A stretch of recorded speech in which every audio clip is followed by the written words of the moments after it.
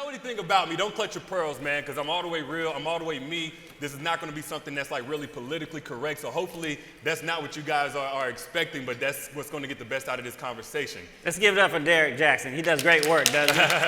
Appreciate it. Now, this is a different position for me because typically I'm the one getting interviewed, but when I got the call that I would have the opportunity to interview Dr. Turpeau, it's quite special because both on a figurative level and a personal level. He's the kind of guy that I look to. A lot of people ask me, well, who do you turn to for advice? This guy actually gave me and my wife premarital counseling. So when I got the opportunity, I was like, not only because of that, but because, of course, when I speak on relationships, I come from a place of somewhat experience, but also just a fundamental breakdown from a common sense perspective, self-love perspective, my core values, and really pushing that out there. But what's special about Dr. Turpeau is that he not only has people flooding his inbox and experience and observation and fundamental breakdown, but also the clinical perspective. Also 25 years in the game, if I'm not mistaken. Also, when people bring him their issues, it's not just one person, kind of upset or needing somebody to vent to. You get to see both parties. Both men, both women, or both a man and a woman, depending on who we're talking about. So with that being said, I'm excited to get this conversation started. If y'all are too, give me a yeah. Yeah. That's what I'm talking All about. right. Okay, so let's go to jump right into it, Mr. Turpeau. All right. Dr. Turpeau, Okay. let me not be disrespectful. One thing that I get from a lot of women, especially in Atlanta, is that the streets is dry, man. It ain't looking too good out here. Ain't a whole lot to be offered out here. So my question is this, because when I get this, it's actually tough for me to answer, but I want to get it from your vantage point. What would you tell a woman that's underwhelmed with what she's being presented with on the dating scene, as far as her waiting and preparing and keeping her hopes up and not getting discouraged? Well, number one, don't dumb it down for men. You all are here. Yeah, go ahead. I hear somebody clap. Don't dumb it down. You all are here because it's an impressive group of people, because you all are interested in being the best that you can be. And that's what brought you here today. You need to continue to be the best that you can be. Do not lower your standards, and just stay encouraged, because any man that can't handle you being the best you want to be, you don't want to be with that man anyway, correct? All right, so don't dumb it down. Also, people will say, well, if I just love myself, other people will love me too. Like it's some magical thing. You see it on the talk shows, I just need to learn to love myself. And then it's like, and then all these people will come out the woodwork. It is true that if you love yourself, that other people will love you, but it doesn't happen magically. What happens is, if you love yourself, what do you do for yourself? You become the best that you can be. You come to places like this to be the best that you can be. You're the best you can be physically, financially, spiritually, mentally, and if you're loving yourself, you will go, and people's like, oh my gosh, who is that? Because you've been loving yourself, and you become the best, and you become very attractive. You'll be that light, that shining thing on the hill. So, Doc, let me ask you a question, because I love when we have the conversation about self-love. For so Yes. long, it was all about self-respectability politics, about don't talk too loud or man ain't gonna want you, learn how to cook, learn how to dress, go in the room when his friends come over, all of this stuff, and it's just like now where self-love is becoming a conversation. But on a practical level, what does that look like? A woman is trying to love herself, like on a day-to-day. What does she need to turn to? You said events like this, but what are some like really tangible things where you could say, that signifies self-love, and this woman is starting to love herself? What does that look like? Yeah, just as I was saying, just be the best you can be physically, eating healthy. That's what this whole workshop is about: eating healthy, exercising, being the best you can be financially, taking care of yourself financially, being the best you can be mentally, education, spiritually. Self-esteem, so pumping yourself up. The standard just raising. Just raise, and don't get discouraged out here. People will say, well, I'm just going to love myself and like it's a magic thing and not worry about it. And they're at home every Friday and Saturday night. What's the use of you being so wonderful, but nobody can see how wonderful you are? You got to get out here. None of this. Well, it says in Proverbs and Isaiah that a man finding a good woman. All right, then, though, you'll be by yourself. Well, I would say this. First off, that's totally practical. Because we don't want to, well, a lot of times, it's not popular to tell women to go out here and find any kind of man, because a woman's supposed to be found and that kind of thing. Right. But if you have a goal which includes a man, at some point, you got to get in the presence of men. Unless he's going to come up from under your bed, and if he does, you need to call 911. Yeah. Now, you said something. You said something, Doctor. Come to me complaining about, well, I can't find nobody. You know what? I just need to know that I don't need nobody but Jesus, and I'm going to... All right. Okay. But would you say there's a thin line between being discouraged and being disappointed? Because that's where I think a lot of women are. Yeah. And you know, they do all of this coming to events. They do all of this preparation. If we look around right now, how many men do we see? It's me, you, like the camera guy, maybe 2 more people. Right. So with that, of course, I guess it wouldn't be a lot of good to have a conversation about what men need to do to prepare.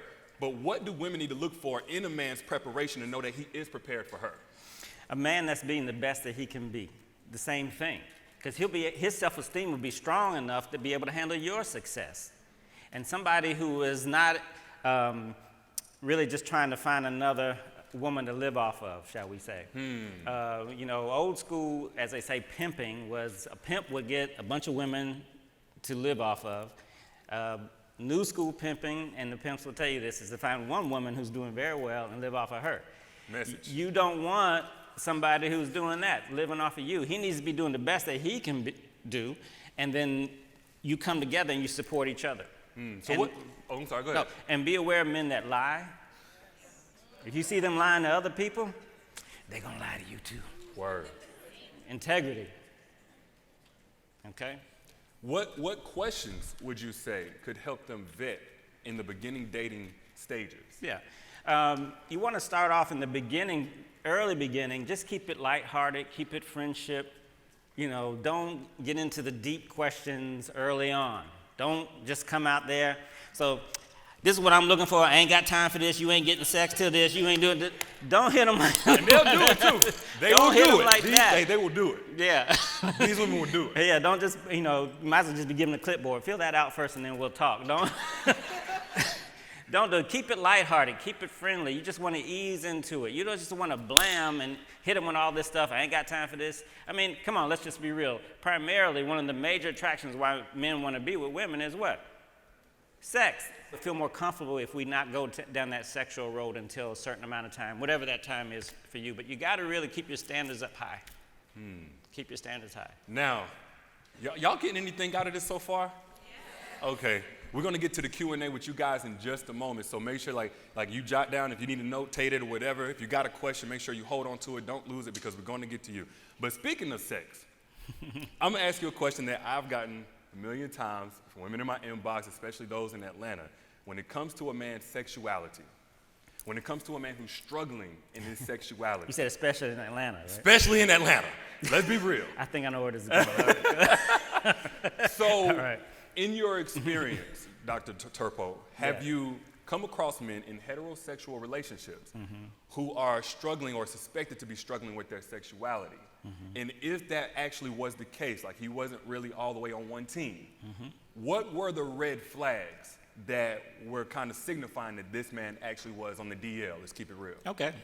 Well, I can tell you just based on my experience from the clients that I've had and what they've mentioned to me, hindsight, things that they probably ignored that they probably should have paid attention to.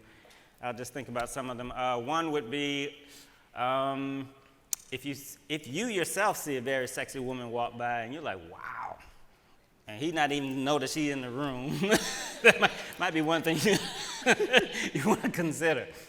But the other things I have heard is I've heard women catch their men watching gay porn. Okay, so that's something you want to pay attention. Browsing history. Yeah, browsing history. Yep. That's a good way to think about it. And other things that they've told me is things like their real close friends were gay. I mean, everybody has a gay, but if they're real and they hang out with those close friends all the time and they go to gay clubs and kind of normalize it, that's a red flag that people have told me that they should have paid more attention to in the past. I will say this, most women are not caught completely off guard. Has Right. anybody come across a man who's on the DL? Anybody in here? You ain't got to raise no hands, but has anybody, like a head nod, wink, something like that? Anybody? Yeah. Most times women can spot it, but I'll tell you something I've seen a lot of, not necessarily on the DL. I've seen a lot of guys operating heavily in their femininity, and it makes it difficult for women to operate in their femininity. Yeah. if a woman is in a relationship or dating a guy, like what are some ways she can kind of bring it back home to where they both can operate according to their natural design as far as feminine and masculine energy? That's very powerful. That's very good. I tell one of the secrets I give women of how to get the most out of their relationship is to, one of the things, this is not the only thing, but one of the things I mention to them is to embrace the power of their femininity, not their masculinity. Here, I'll give you an example. I went to Morehouse College, and I was in the business department. They told us all to give firm handshakes. You know. Now, see, Derrick and I, you wouldn't know it, but right now we're killing it. We're really squeezing our hands very hard right now. But in our face, what's up, man? Like that. When the Spelman women would come over, and they would take the same business classes, and they were taught to give the firm handshakes. And so I shook Derrick's hand pretty firm, but when I shake a woman's hand, I'm not shaking it that firm, as I did with him. And every once in a while, I get a woman, I'll squeeze my hand very hard. I'm like, whoa, what was that? Now, what you just told me, meta-communication-wise, what you just told me was, don't look at you as a woman. And if that's the case, then you get your own chair, get your own door, and you pick up your own boxes, since it's like that. And so when you come at a man with masculine energy, you're going to hit those buttons, and on a subconscious level, that's what you're telling him. He's going to be all about 50-50 and being fair. Well, I did this, and you do this. He's going to treat you like that. Coretta Scott King, when she was alive, I would see her around town. Very powerful woman. Would you all agree? I would see her around town. A few times I'd see her, she would say, "Oh, yes, Aaron, how are you?" And she'd shake my hand like royalty. She's not. She's like, wow. I was like, powerful woman. And when the man gets a woman is like royalty and expresses her femininity, what buttons do you think that hits in a man? It makes him, oh, let me get that for you. Can I get that door for you? Let me pick up that for you. It's using the power of your femininity. Your strength is in femininity. If you try to step into the other realm of masculinity, you're not going to win. You can't out-masculine a man. And so you just have to think about it. It's a yin and yang balance. You've seen that symbol with the white fish and the black fish? That's what the Tao, it's a symbol of the Tao. It's about balance between yin and yang. And so this is just one of the secrets. Now you use, rather than saying, see, unfortunately, we get this strong message of androgyny in our culture. You got me on my soapbox now. We get this strong message of androgyny that there's no difference between men and women, and that's not true. There's the two arguments. There's nurture and there's nature. It's not either or, it's both. It's nurture and nature. The nurture argument says, well, the only reason men are the way they are is because they were given guns and trucks, girls were given tea sets and dolls, and that's why we need to do away with all. That is true. A lot of it is because of nurture, but a lot of it is nature too. We have different plumbing. Hormones are largely responsible for human behavior. It influences how we think, how we behave, how we feel, and don't ignore that. Don't ignore that. And so if you can embrace the power of your femininity and use that power to your benefit, use that power to your advantage, being feminine is not less than. Just somewhere along the road, because men have dominated and oppressed women for so long, somewhere down the road, I'd say around in the 20th century, mid-20th century, women started saying, well, I'm going to be more man-like, because that's more respected. I'm going to be more man-like. You don't have to go down that road. The problem was not that you were feminine. The problem was that femininity was not respected. You can clap on that. Femininity was not respected. Mm-hmm. You don't have to become a man to be respected. The problem was that men were not respecting the value of femininity, and so they need to respect that. You don't have to give up who you are to be in a relationship. Now, that's long-winded. I'm sorry, but no, that's real, though. That's real. Clap it up, clap it up. So not to go too deep down this rabbit hole, but I do, like you said, yin and yang, I want to cover the other side. Yeah. Because what we have is a lot of guys who will accuse a woman of emasculating them and all this other stuff when really he's operating too much in his feminine energy. Mm-hmm. So what does that look like in real time? Especially in the day and age where a lot of men were raised, not just by their moms, but just in feminine spaces, and they were brought up in the church under the grandmother, and the church is full of women. Like, how can a woman identify, not just like whenever she's doing something wrong and her, she's too much in her masculine, but when her man is a little bit too much in his feminine? I'll give you an example, just one example. Mm-hmm. I saw, I think it was Love is Blind. There's this guy on, and I'm not a big TV watcher, Netflix watcher, any of that. The guy, he likes both men and women. That's what I'm talking about. So it's the black guy who likes both men and women, and he and the young lady started getting into an argument. So her level rises, her voice rises, and she's getting all antsy. I forget what the argument was even about, but his voice rises. And he starts talking about her lace front, and he's doing all of this. And I'm just sitting there grabbing watching. air and all that? Yeah, he's doing all of this. Like, your wig ain't even straight. Like, what are you talking about? He's giving all that. So I'm sitting there watching it with my lady. I'm like, nah, I'm not saying gay, but he's definitely effeminate. Like, I feel like this, and I could be wrong, correct me if I'm wrong, but I feel like our energy should complement. So when a woman in an argument especially is rising up here, it's usually the man in his masculine energy that says, okay, let's bring this back home. Let's have a level-headed conversation. Yeah. I get why you feel that way. I'm not trying to invalidate it, but for us to progress in this conversation, we got to come back here. And instead, you see a lot of men matching the energy of the woman. So that's just one example of when I see a lot of men operating too heavily in their feminine energy. What does that look like for a woman to be able to identify, like, no, it's not me operating in my masculinity, it's emasculating you, you emasculating yourself. Yeah. I can't tell you how many times I've had women in my office tell me that they're very disappointed because they don't feel like they're with a man. I'll just put it to you that way. And they feel like the man is abdicating his role of being a strong, powerful person, being able to lead in certain areas. And so we really need to, this is the value of communication, because think about it, as you mentioned and as started referring to, a lot of men have not been taught how to be men. There's no man in the household, and I do believe that it's hard for a woman to teach him, she can, but it's hard for a woman to teach a boy how to be a man. And if you don't have that, then you just go on based on what you see and what's around you, then you don't have anything to tap into or model on a subconscious level, say, okay, this is how my dad handled it, if that was a good model. This is how men should handle things. So we really need to pay attention to that. Now, women need to communicate their expectations, especially today, because we don't have a lot of people being taught, and we have differences of opinions about what is, how men should be, how should women. So the ideal is for you to communicate exactly what you're expecting and what you need. Okay. Now let's switch gears a little bit. We talk a lot about dating. I want to talk a little bit about the relationships, and even on a positive note. You've been in the game for 25 years, and when I say the game, I'm talking about your profession. Let me not dumb that down at all. What were some common characteristics of those couples that made it? Like when you were, like, say, in your 5th year, those couples that went on another 15, 20, and even still together today, what were some common characteristics of how they handled each other? Just some common denominators of the good stuff. Okay. One of the things, when they come to my office, when I can tell them, okay, this is probably a couple that's not going to make it, this is probably a couple that will make it, the couples that tend to make it are the ones who are open to getting help. A lot of people are not open to getting help. They want to go because, well, that's what I saw my grandparents did and my daddy did, or what I got to do. My mama didn't want that. She worked 2-3 jobs and still was able to raise kids. You know, why can't I sit and watch TV while you bust your ass cleaning the house? So you have to make sure that you're open to different ways of thinking, open to different ways of behaving, both men and women. And the ones that have been open are the ones that make the most progress. See, a lot of us didn't get taught these things.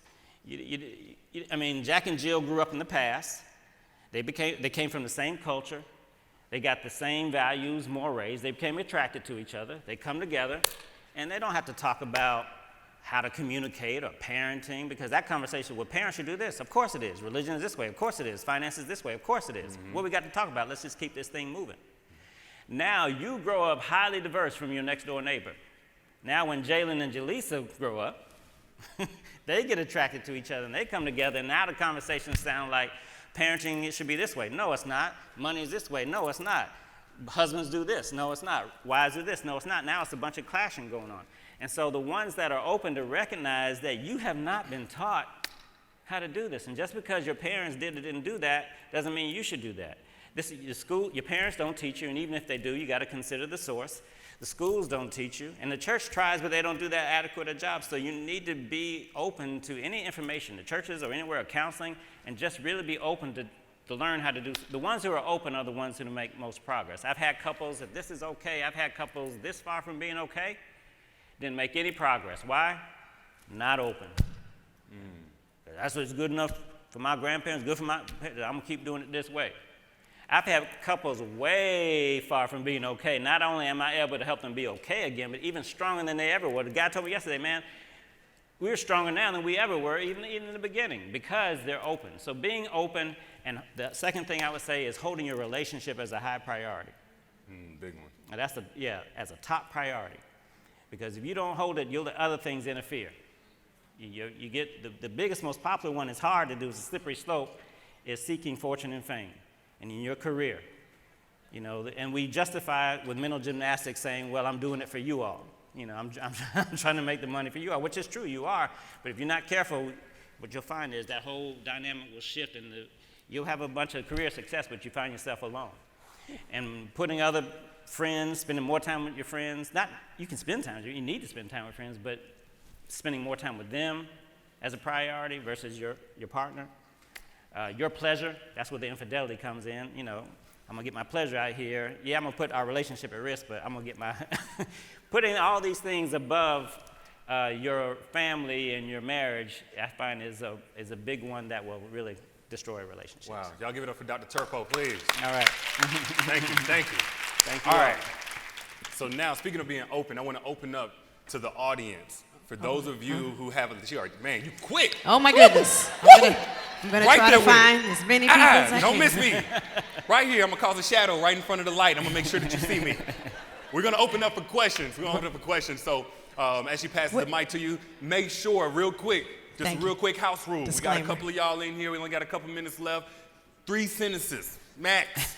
give me the context, give me the situation. Let's just go straight to it. Okay, good. If she said it's gonna be quick. All right, What let's you do gonna it. add? Let's do it. What's your name? Hold on real quick. You got it? Okay, cool. Go ahead. So just to talk about what you said with regards to the handshake. So in middle school, I learned that you have to give a firm grip to exude confidence. Right. As a chiropractor, I always give a heavy handshake, and people are like, "What the world?"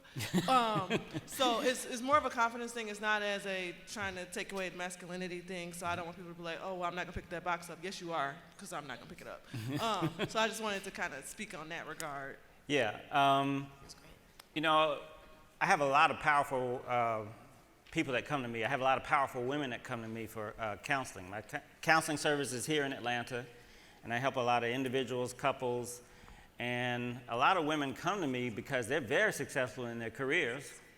I mean, business owners, judges, engineers, physicians, you name it. I got up as my clients, but they can't get that love relationship stuff going well. So, Doc, let me ask you a question. Yeah. Go ahead. Okay, so what I'm saying is, go ahead. I said, don't dumb it down. Be confident. Go ahead and give that firm handshake when you're in the workplace. Do that.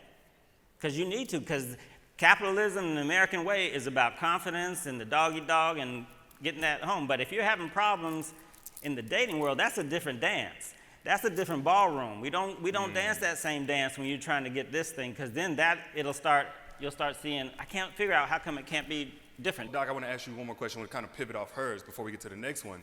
What are some other elements of a guy that are toxic, that let you know it's a red flag? Because I think it's really difficult to be found by a good man or be found by the unicorn if you're still caught up with all the wrong ones. So what are some more elements of a guy who's just not ready? Like, this is a red flag, stay away from this guy. We talked a little bit about this thing. Definitely people that you see that are not honest, that's a big red flag. If you see them lying, you catch them over and over again in different lies, be careful of that. Okay. People who demonstrate some narcissistic type tendencies. What's a narcissist? Give us that real quick. What's a narcissist? On a lay person, it's selfishness to the extreme. Okay. If you look it up in the dictionary, you'll see a picture of Donald Trump right there. Very good example of that. So, I mean, in our profession, they go through different waves. Before Trump was elected, people would call me up, I think my husband or my wife is bipolar. Everybody was bipolar. So now when people call, I think my spouse is a narcissist. So, I can pull up for you the exact definition, but I would say selfishness to an extreme. They do things, they gaslight you, they do all these different things. Gaslighting, if you don't know, comes from this. You also heard this term gaslighting before? Okay, there was an old movie back in around, I think, in the early 40s. It's an old black and white movie, and the whole plot of the movie was this guy trying to get the jewels from this woman, so he married her real quick, laid it on thick, also called love bombing. Yeah, what a lot of people talk about. He just laid it on, got married in a few weeks. And then he just started manipulating and lying to her and started to make her feel like she was crazy. He would do things like take things and put it in her purse. Did you take my so-and-so? And she said, no. And what's it doing in your purse? I mean, he would just do things. Psychopath. Just really making the woman think she was crazy. He would turn the gas light, they didn't have electric lights, but he would turn the gas light down and up in front of her. And he would say, what are you talking about? You're crazy. That didn't happen. And so that's where that whole term gaslight comes from. And so now what a narcissist will do, like you hear Trump say it all the time, he'll say this and he'll say, I didn't say that. And this is what guys will do that to you. The old joke, you gonna believe me or your lying eyes? You could walk in and man just doing the do. I mean, he could be like, he could be doing it. And it wasn't me. And he'd be like, hey, that wasn't me. You gonna believe what I'm saying or your lying eyes? I mean, that's what a narcissist will do. That's an extreme, but that's basically what they do. They make you think you're crazy. Okay. So don't fall for it. Right. We have one last question here. Hi, my name's Aziza. So earlier you said that, I can't remember who said it, but it was mentioned that don't approach with hard questions, start off lighthearted and easy. Mm-hmm. But how do you avoid venturing into like the friend zone and it turning into something that's not what you expected? Or is that just how it will go if it's gonna go that way? Venturing in a different zone, what you mean? Like getting too serious too quickly? No, not the intention of it going beyond, because when I took it as, when you said lighthearted or easy, I took it as like approaching as a friend. So how not letting it just become like a friend zone you're in, but keeping it romantic and that kind of thing. Mm-hmm. So I didn't get too late. Well, basically what she's saying is she understands that you don't want to go too hard, too fast in terms of the question and assessing the man. But how do you keep it from going into like a friend zone buddy-buddy thing? Because you were too light with the right, intent. because you're too lighthearted. How do you draw that line? It's a balance. It's like fishing. You want to not be totally just friends, but you also want to, you don't want to, on a date, dress like, in our day we call them hoochies. You don't want to dress like that on your first date and wonder why he's like, oh, I want to just be about sex. But you just want to kind of be attractive and say, okay, and feel that chemistry and nurture that chemistry. You don't want to go too hard one way, but you don't want to be just completely friend, and don't worry about how you come up to the date and just dress in your sweats or whatever. It's a fine line. You want to stay away from the extremities. That's what I would say. And what I got from when he was talking about that was more so along the lines of like, don't bust his balls on the first or second date. Yeah. Not necessarily you can't be sexy. The thing that I've noticed, one, what you're saying is exactly correct, but there's a type of guy who's a bunny as well. I guess you said like bunny, chasing bunnies and stuff like that. There's a type of guy who's a bunny. It's a guy who's like really looking for a woman to just serve his ego, not really be his partner in life. So really like the weeding out process is getting a lot easier for those of you who want something real, so long as you're not coming from an unhealed place whenever you start dating, which will give you some level of desperation where you need whatever you can get. Because that's what those guys who are looking for somebody to just serve their ego, that's what they're used to. That's what they're getting comfortable with. Women who are emotionally thirsty. They just want a man to say they got some kind of man. And like he said, don't be that type of woman. Now, does that mean prolonged singleness sometimes? Absolutely. That's what raising your standards feels like. It's kind of uncomfortable. It's not all that fun. You got to see Olive Garden commercials. Ain't got nobody to go with. You know what I'm saying? You got all these vacations you want to go on. You can't go. But that's a part of the price. Like, that's the unsexy part of self-love. Because we can sit here all day and talk about making a man pay for the meal and making a man compliment you. But sometimes self-love is like boredom. Sometimes self-love is being called stuck up. Sometimes self-love is getting judged by your family and your friends because you ain't had that baby and that ring on your finger fast enough. But either you want this self-love thing or you don't. It ain't a sexy way to put it, except for you to raise your standards, as Doctor said. Wow, what an amazing panel. Did you all get something from this?